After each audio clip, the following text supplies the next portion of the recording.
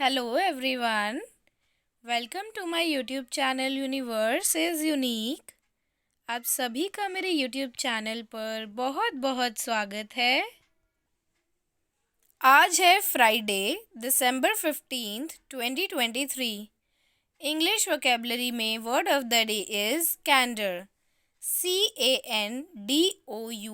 कैंडर का मीनिंग होता है the quality of being honest, saying exactly what you think.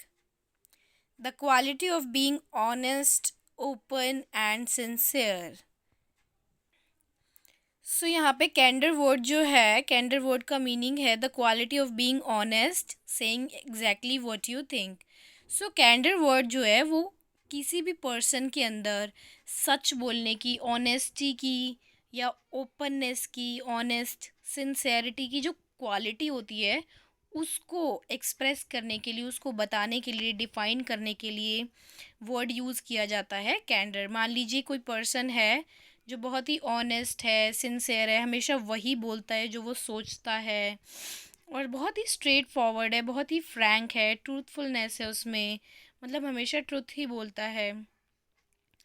सो उस पर्सन की उस क्वालिटी को एक्सप्लेन करने के लिए, एक्सप्रेस करने के लिए वर्ड है कैंडर।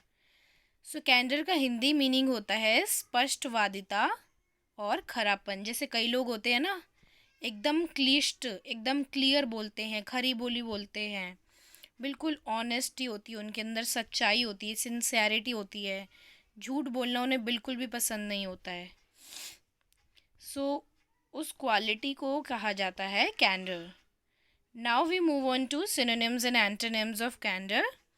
Synonyms of candor are honesty, openness, straightforwardness, fairness, sincerity and truthfulness. Now अब देखिए कैंडर का मीनिंग क्या है कि किसी पर्सन की क्वालिटी को, ऑनेस्टी, सिंसेरिटी, स्ट्रेट फॉरवर्डनेस और ट्रूथफुलनेस को बताने के लिए इस वर्ड का यूज़ किया जाता है। तो अब इसका ऑपोजिट क्या होगा कि कोई पर्सन बिल्कुल भी ऑनेस्ट नहीं है, डिसऑनेस्ट है।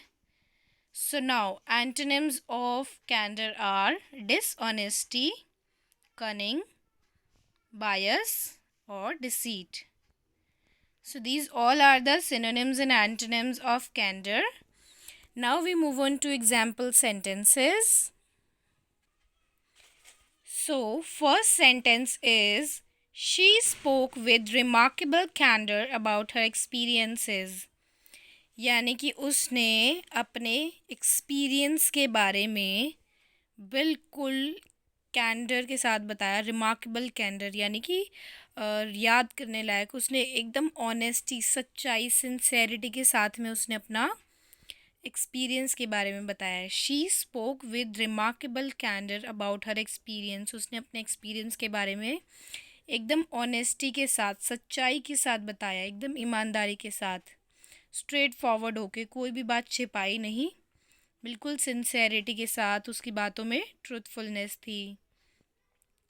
Now second sentence is candour was one of his favourite virtues.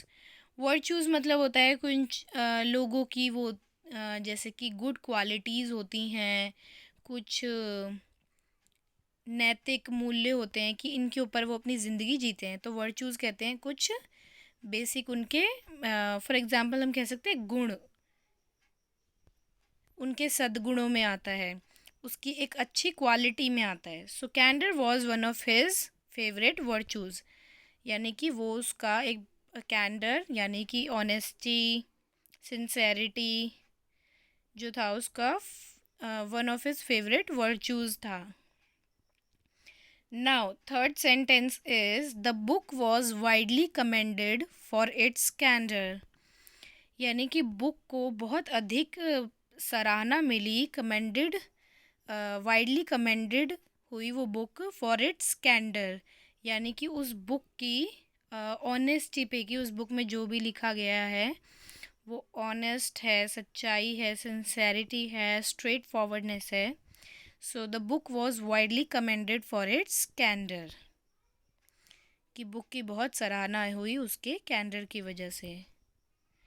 So these all are the sentences to explain this word clearly. I hope कि आपको ये वर्ड बहुत अच्छे से समझ में आ गया होगा कि इसका मीनिंग क्या है, इसके सिनोनिम्स और एंटोनिम्स क्या हैं और इसके सेंटेंसेस कैसे यूज़ करने हैं।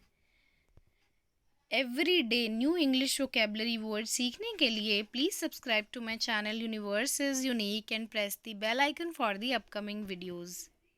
मेरे चैनल यूनिवर्स इज़ यूनिक पर आपको डेली एक नया इंग्लिश वोकेबलरी वर्ड सीखने को मिलेगा। So if you subscribe to my channel you will learn daily English vocabulary words, जिससे आपकी इंग्लिश वोकेबलरी स्किल्स एनहेंस होंगी और आपकी चाहे स्पीकिंग इंग्लिश हो या राइटिंग इंग्लिश हो वो भी बहुत अच्छे से इम्प्रूव होगी। So in order to learn new English vocabulary words every day, subscribe to my channel and press the bell icon for the upcoming videos. Thank you so much for watching.